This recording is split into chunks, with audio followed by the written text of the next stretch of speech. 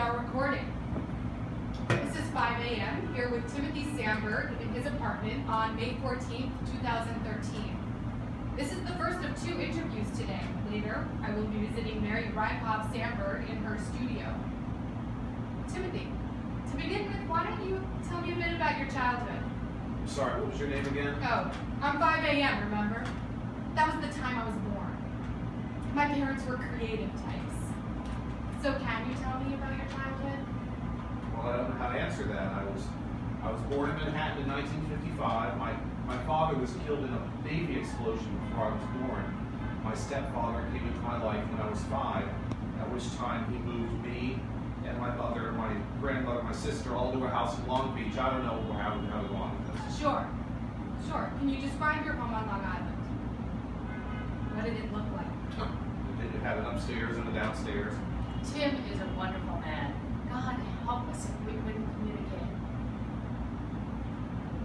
What did your father do? Do you call him your father? Oh, he was a salesperson and then an executive in a paper firm. He had this terrible, rageful temper.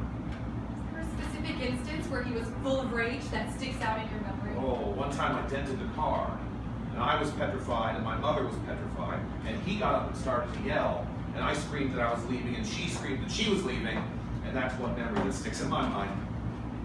I'm Mary Rykhoff, now married Mary Rykhoff Sandberg. I grew up in suburban white middle class in Detroit. We lived near a golf course and an amusement park with a Ferris wheel and an ice skating rink and a wooded area. Dad was a child of the Depression. He worked at Ford Motor Company as an executive. Tell me about your mother. Mom sewed, cooked, cleaned, and technically raised the kids. My dad didn't help much at all around the house, and my English grandmother was always in the basement teaching piano. Mom was always wallpapering or painting the walls. I don't have too many memories of my mother, but she was around all the time. I remember my dad waking dishes. Sometimes he would get so angry because he had a germ phobia. So if a cat walked down the kitchen counter where you would cut things or where you would serve food, he would smash the dishes all over the floor. I remember once hiding in the closet and wishing he weren't there anymore. She was infantile, suffocating. If she had an appointment, my stepfather had to take her there so she wouldn't get lost. She was afraid of him. Everybody was. Do you think a lot about your own anxiety? I remember when I was 7, running around the playground wishing I was dead, and then at age 12 at camp I wanted to be dead. So to answer your question, I was aware of my anxiety, but more so my depression. I was the rebel in the family. During my adolescence, I experimented with drugs and alcohol. Boys came later. I snuck out of the house, ran away from home. I was my father's worst nightmare. He was an old-fashioned macho guy who thought his daughters should be teachers or secretaries or nothing if not a housewife. How did other members of your family relate to your depression? I remember talking to my family doctor about being unhappy. I was 250 pounds at the age of 12, so they were concerned, I guess. What is it like now talking about it? Oh, I've talked about it so many times in so many groups. It's fine, it's fine. What was school like for you? Which school? High school? Let's start with elementary school. If you could Oh, describe... elementary school. I was miserable back then. I had a difficulty with girls. So all my friends went to prestigious schools, Penn State, Harvard, Yale. Going to Penn State, like me, was not prestigious. So I did transfer to Brown, but later on I found out my stepfather's connections got me in. But I'm going off straight. I played basketball, junior varsity. All my friends were varsity. What memories do you have of basketball? I loved basketball. We had a hoop on the house. We played basketball all day long. Of course, I can't play anymore, but I still like to watch it. Now that's great. You mentioned you went to summer camp as well. Well, my family tried to get rid of me every summer. It's the irony of it is that, you can see these over here. I got 2 trophies, one for best bike camper and one for good cheer. I was miserable. The dances there were torture. I remember my parents coming to visit me, and the strange memory I have is seeing them wave goodbye and goodbye over and over again as they walked away. I became more comfortable as an invisible person than a visible person. Ah, Jesus Christ! Ah, these two were made for each other. One solution was using alcohol. On my father's side of the family, which ran a restaurant, they were always drinking and playing cards together. The Ukrainians really knew how to have a good time in my family. If I needed to relax, I learned how to have a drink. Once I took liquor to a party and I must have had a blackout. At another party, I got overdosed on aspirin to get high. I woke up at home. My father was furious at me. You said that your mother didn't speak much, or that she doesn't speak much. What does her voice sound like? I don't know how to answer that. I can hear it in my head, but I can't describe it. Is it high? Does it have a whine? Is it angry when you hear her voice? No, it's just matter of fact. So what happened after high school? University of Michigan. I did well in college at first, very well. Then I got mixed up with this group of people who had unacademic values. I did LSD. I had a bright academic future and I tossed it. I was falling apart.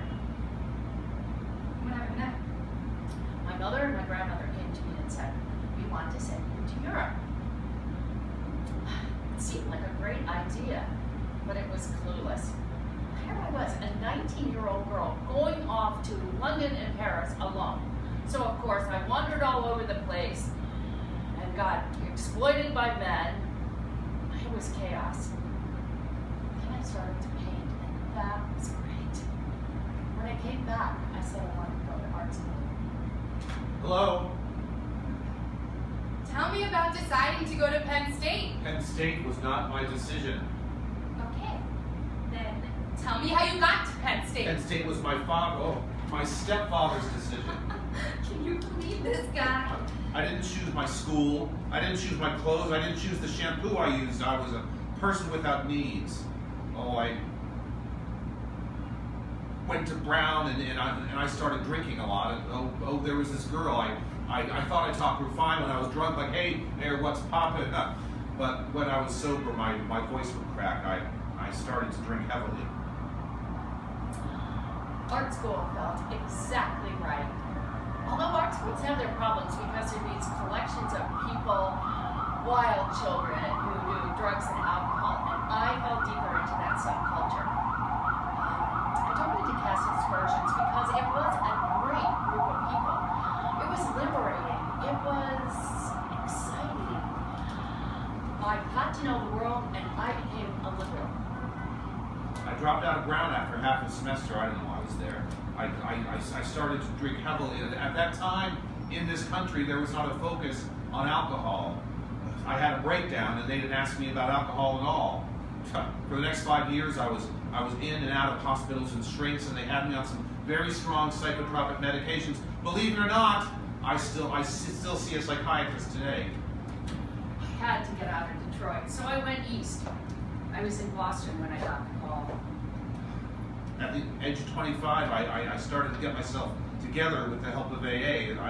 I got myself together. I got an MSW in social work at Rutgers. I became a social worker. I got a year into a doctoral program at Fordham. I did all that. Our daddy's dead! Oh, I can still hear my sister's voice saying it. And I said, "No, not our daddy." And she said, "Yes." Type A guy. He had a massive coronary, and out of the blue, turns out he had high blood pressure, so it was going to happen, and it did. I left and went home as fast as I could. I didn't even stop to tell him at work what had happened, so of course I lost my job. Dad and I were always arguing. We learned to talk to his brain. My wife wanted a son, and I didn't because of my experience with my father. And then in my 30s, a son was born. I left, fueled by alcohol. 6 months later, I was doing cocaine and heroin. And by the age of 25 to 30, I was doing street drugs and alcohol. I lost my job. I lost the right to see my son. I lost my home. My grandmother died after my father. She was always a little overweight and she became diabetic. So first she lost one leg, and then she lost the other leg, and then my mother just could not take care of her anymore. So she went into a nursing home, and then she lost her mind. It was dementia, I think, associated with the diabetes. It was a merciful kind of dementia, though, as far as I can remember. I remember her laying in the nursing home, and she couldn't get anywhere because she didn't have legs. And she was thinking that she was touring England singing. She was an accompanist growing up in England, so this could have been a memory or a fantasy. What was your communication like with her? Well, I did like you do. I was attentive, and I would try to draw her out, and I would tell her how much she meant to me. I remember once towards the end, I tried to talk to her about saying goodbye, and she just blew me off with like, "This is depressing, and why are you talking to me about this subject?" And I just left. I never saw her again. So why did you come to New York? I don't know why I came to New York. It wasn't too far from Boston, and it was in New York. That's a good enough reason. I found my community. I found a community of irregular people. We weren't stiffs. We were artists. We were hippies. They were gay. This was the 70s. Tell me about your art. Well, Andy Warhol was happening then, but that wasn't us. And I think there was minimalism, but that was the insider art community, things that you saw in galleries. Our community was different. I was doing work along the lines of Frida Kahlo. It was narrative art. It was about being a woman. It was not anything that the New York art world wanted to see because it wasn't decorative or cool. Of course, I was still drinking and drugging, which allowed me to keep my head in the sand about the commercial value of my art. There was no commercial value of my art. No one wants to buy a painting of a woman ripping her stomach apart over the couch. Ever. Eventually, I got my head out of the sand. Drugs and alcohol just do you in. I went back to grad school and I became an art therapist. And I started painting sane art. Oh, there you are. At the age of 40, I started to sober up with the help of Alcoholics Anonymous. Today, I've been sober for 20 years. My son has been in my life for 19 of those 20 years. I recently remarried very successfully to a sober woman who you will meet. Tim is the miracle of my life. I mean, really, you met him. So, at what point did your father start showing signs of changing? Of losing his memory? My mother is the biological carrier of Alzheimer's, and that's relevant because my stepfather is not genetic, and my mother died prior to my father by a few years. Right, sure. Let's talk about that. Let's talk about signs that she was changing. Well, there was a time when she couldn't recognize the voice on the telephone. Tim's stepdad took care of his mother, so we weren't burdened much by her illness. I know the end. She would go out for lunch on occasion, on a holiday. She was sweet as could be. She didn't talk much, but she kind of went along with the vibes. I think Tim's dad loved the idea of having a woman that he can control. But he got more than he bargained for in the end. My stepfather called me from Long Island. I was on with 911 and he was hanging on the other line. My mother was on the floor convulsing, just screaming. we took her to the hospital, she couldn't speak. She's the Alzheimer's biologic, if that's important. Right, the biology, thank you. You were talking about your mother in the hospital. Oh, well. She couldn't speak, and we didn't know if she could hear us. The doctor said she would never leave the hospital. We were urged to let her go, but my stepfather had to have some peace. Finally, we ended her medication. I was with her when she died. I held her head in my hands. I was sober for my family. What did she look like when she was in the hospital? She had a wig, but she didn't wear the wig, so she was bald. And that was kind of strange. She was all scrunched up. She was very, I can't describe when death is ready. Sure. Sure. Did you talk to your father about your mother? Oh no. Well, he talked about her. He said how much he loved her, how much he missed her, what a wonderful woman she was. Meanwhile, he yelled at her the entire time she was alive. Tell me more about those memories he would talk about, of good times with your mother. Oh, my mother was a wonderful piano player. She knew all the cultural events. They went to the Philharmonic together. One memory I have of my parents is them sitting together, almost holding hands, and watching TV. It's funny how that changes from the memory of fear. Tim's dad talked incessantly. He would pontificate. He always had to run things. One time I had to put my foot down. He was cursing and talking to all of us like we were dirt. It was in a hospital room. And I just looked at him and I said, "This is not right, and you have to stop." And he just backed off like a little kitty cat. I mean, it was shocking. Let's talk about your father's memory loss. That's okay. My stepfather, Your stepfather, yes. well, we had to let it start it out. Oh, we had to wait it out. We had to wait out his inability to write checks, pay bills, where he was paying $4,000 instead of $40. He lived alone in that house in Manhasset. Of course, he just had to drive. He always had to be in control of things.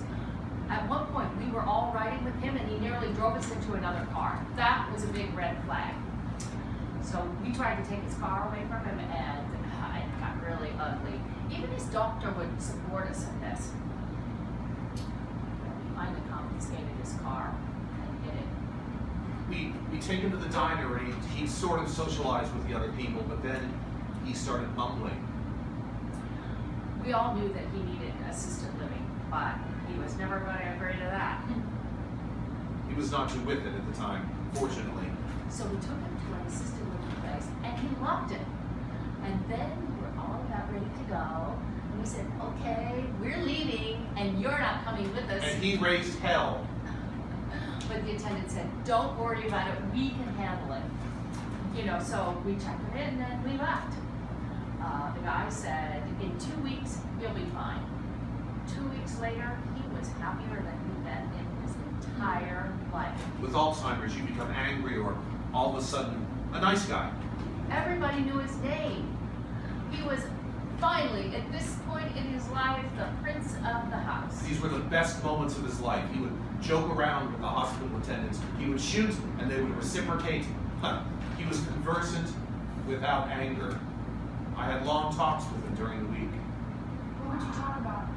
Oh, we didn't really talk. I asked him questions. He talked about me, say what a good boy I was and how much he loved me. Sometimes we'd sit outside on the bench. He loved watching the little babies go by. We talked about him growing up in the Bronx and his brother Lou, handsome, smart. All the girls liked Lou. Though we talked about him meeting me and my mother at Long Beach. I have memories of him playing with me in the sand and how he taught me to ride the waves.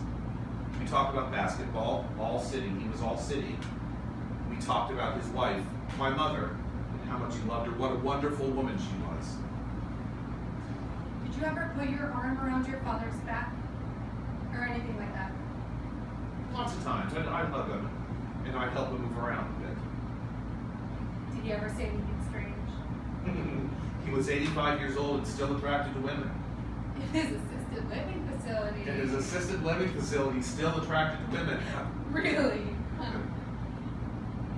I remember we were sitting and this old woman in a walker shuffled by and he goes, Faye, would you look at that took his bounce. But then he would have difficulty speaking, sometimes fast, sometimes slow. He'd have a hard time getting the words out. Sometimes it frustrated him, but generally he just slipped into it. He just slipped into the dementia and everything was okay. That's all I remember. Tim's dad raised him to be a prince and have a coterie of people to handle things for him. I was raised to handle everything, so I took over the finances. All of a sudden, you have to find out where everything is and how to pay for things, taxes. Plus, there's the trips to the hospital. Plus, you have a job and a life of your own. Then he was having trouble with diabetes, or was it his heart? He was in the hospital and he became angry with the attendants, almost appropriately. What made his frustration appropriate? Well, how would you feel if they were taking your pressure or taking your blood and you didn't know what they were doing? We know what it is, but they don't. Why am I in this wheelchair? Why am I going down this hall? You try to explain it to them, but they don't know. In the hospital, then out of the hospital, then in the hospital. He's naked, screaming at the EMS people, and the EMS people can't put him in the ambulance unless he calms down, and they're not permitted to sedate him. So he's standing there screaming, help me, somebody please help me. He's strapped to a chair in the nursing home, and he can't say a word, and he's just trying to unknot the tie to get him out of the chair. Once again, in the hospital, we were with him. The family was holding a vigil in the hospital. We'd signed the do not resuscitate. I was there with him, and he was there, and Mary was there, and he died.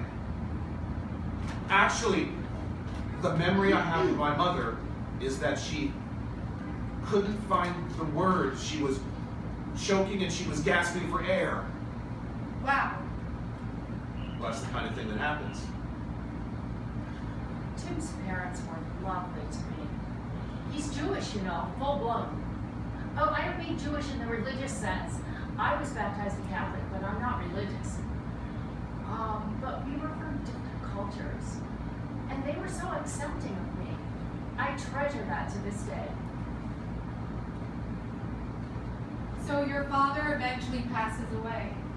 What happens then with your life? Well, my life had already changed because we retired. Tim stopped working because he was getting this hepatitis C treatment that was like chemo. So he had a lot of time then. He made me dinner, he took care of the household, paid all the bills. All of a sudden, I really got how these guys back in the 50s wanted their wives at home to tidy up and have dinner on the table when they got home from work. Everyone should have some time like that. I like my life essentially. I like being not working. I volunteer at AA twice a week. I watch old movies. I go to the library. I go to the gym for 2 hours. We have a condo in Michigan. We're going there for 2.5 months. We're going to California, Paris, and Miami. He's a film guru, this guy. He's seen a gazillion films. He goes to the library and gets out, checks out films, and then every night we watch a great film. I've got to be quite a fuss pot because I'm really spoiled by this. We call him the entertainment chairman. I'll be watching a movie with Mary and I'll turn and ask her, who are those people? Are those the same people I saw 5 minutes ago? And it's been that way ever since I was a kid. As long as one's a woman and one's black and one's Chinese, he does fine. But without any distinctive physical characteristics, he gets lost quite easily. I mean, he has an amazing brain. It's kind of very clever, almost a genius in some ways. But in other ways, he's a doofus. In facial recognition and directions, ever since I've known him, he's been a doofus in those areas. Then 7 or 8 years ago, I started having problems connecting point A to point B. spelling and word finding were difficult. I had trouble paying bills, and Mary said my handwriting was going mad. So I rolled over in my sleep one night, and instead of hitting Tim, I just hit more mad. It was 5 a.m. He wasn't in the bathroom. He wasn't in the office either, but there was a noise. So I followed the noise to the living room, and there sat Tim, fully dressed in front of the TV, eating barbecue potato chips. So I put my hand on his shoulder, and he turned and looked at me and smiled and said, "Mary, my doll, do you know what this is?" And I said, "No." He said, "This is Sports Center."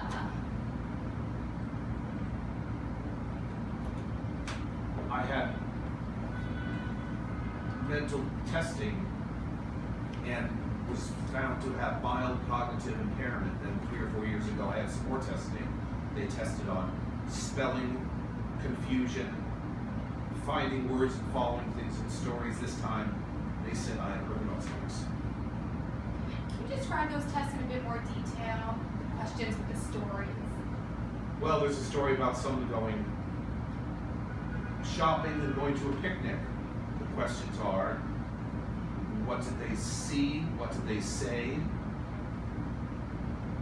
And where did they go? They tested me on numbers. They gave me a list of numbers and added more numbers to it. Can you remember those numbers? Can you remember these numbers? How many numbers are you supposed to remember? How does taking those tests make you feel? It makes me feel terrible. I'm an anxious guy, and when they say I'm not doing well, I get more anxious, and the results are bad. Then Tim saw a doctor who questioned how anyone could diagnose him when he's taking this medicine and that medicine and these doses. Tim got serious about cutting down on his medications, and lo and behold, My spelling was better, my handwriting improved, but my facial recognition was still bad. It's been that way since my 20s. he looked better to me, way better. And then the doctor said something that really made sense. He said, it's true, he still has the Alzheimer's, but the medications are a stressor. And when he has these stressors, it's just, he's going to look bad because it just exposes the underlying disease. I saw this happen recently when he had anesthesia for surgery. He didn't know where he was or why he was there. About all he knew was my name. That was it. But today, as long as he's doing his routines, Tim does fine. I go to meetings, the other people laugh and the other people talk, and I don't laugh like other people. This happened yesterday. He goes to the gym. He goes to his AA meeting. He goes to the grocery store. He watches his shows. He buys his newspaper, and he can learn new things. It's like he's doing fine. There's a paragraph in the New York Times, and then there's another paragraph. I know these paragraphs should relate. How do they relate?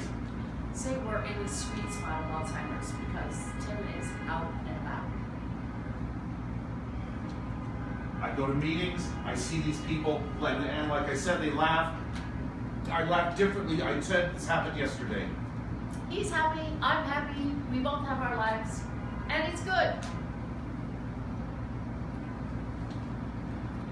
There is this cloud over our head, however, that things are going to get worse. We're both hoping that it will be gradual and that we'll each die at something else before the Alzheimer's gets a good grip on him. But it's a threat that doesn't ever go away. We forget about it from moment to moment, but it comes back. Lately, Tim's been having trouble with words. It's like he uses the word that's in the next zone of your brain. Instead of saying the cat, he'll say the cow or the dog. It only happens every couple of days that I notice, but it's still a worry. It's like, oh shit. Wow. But I have trouble remembering words. I think to myself, oh God, the end result of this disease is terrible. I don't want to go there. What is it like for you talking about memory loss? I reluctantly admit I have a memory disorder. Mary uses the word Alzheimer's, I hate it. If I say the word Alzheimer's, it pisses Tim off. He gets mad every time. And then I'll say something like, why are you making me the enemy? And then he'll think about it and he says, yeah, you're right, I shouldn't do that. I'm in some kind of denial here. Mary says I come home every day with some story about being lost or forgetting things. I don't remember telling her this, but she said I tell her about it every single day. Maybe she's hearing it more than I'm saying it. I'm tempted to overlook things sometimes. I mean, if he uses the wrong words, I don't need to say, you use the wrong word, because I know what he's trying to say. It's a tightrope. You don't want to live in a bubble of denial. On the other hand, you don't want to pound home Alzheimer's every day. Hey, he gets mad, but I can take it. I'm a woman. I know how to stand up for myself. Tell me about getting lost. I don't get lost. Those people in my group, they can't find their way around. It doesn't happen to me, except when I'm in the doctor's office and I can't find my way out. So there was a period of time when you were getting lost, but that ended. Yes. Maybe it just got better. Maybe I got less anxious about it. I think we're both trying to live more in the moment and not think about tomorrow or next year or the year after that. We're just trying to love what we have and love each other and appreciate the gift of the day. Do you remember a time when you were lost?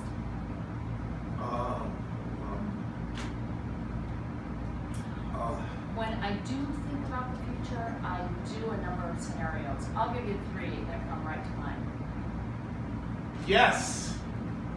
I had jury duty, and I had to walk to the courts. I know how to walk to the courts from here, but I walked to the courts, and I walked past the courts, and I ended up all the way at the South Street Seaport.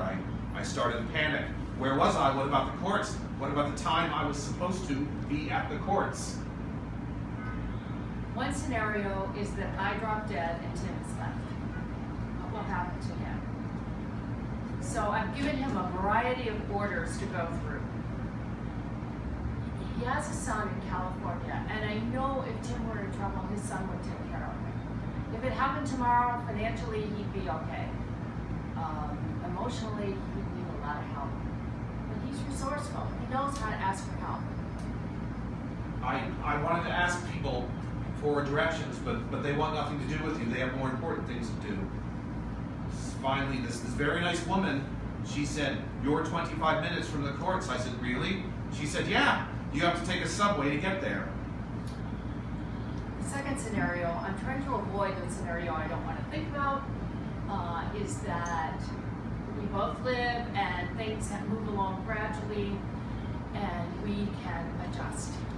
That's the scenario I get from my support group, and so far that's what's been happening. We may need therapy, we may need doctors, we may need a whole lot of things, but we can adjust. I took the subway to get there. I took the subway back to the courts, and I got there not too late.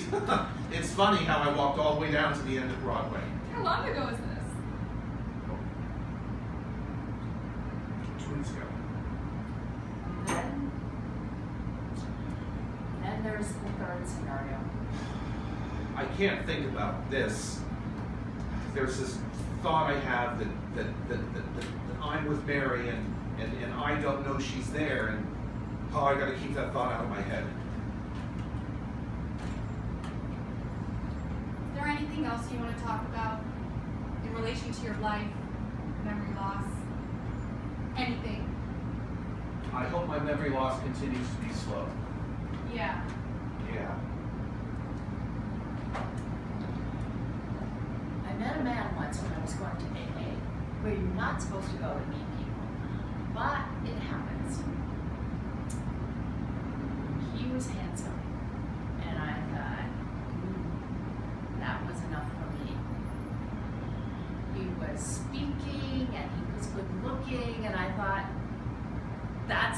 then the meeting ended and I wanted to say hi, but he was talking to other people. Then, when I wasn't looking, he left. He left and I left. And I thought, well, that's the end of that. Then I went into the subway and there he was. And I swear to you, at that moment, something went off in my head. A voice said, 3 strikes and you're out. So I went over to him and I said, I want you to know I'm not following you. And he turned to me and said, I wouldn't mind if you were. My name's Tim, what's yours? And we rode our trains together to our subway stop, and he asked for my number to have coffee. That was the beginning.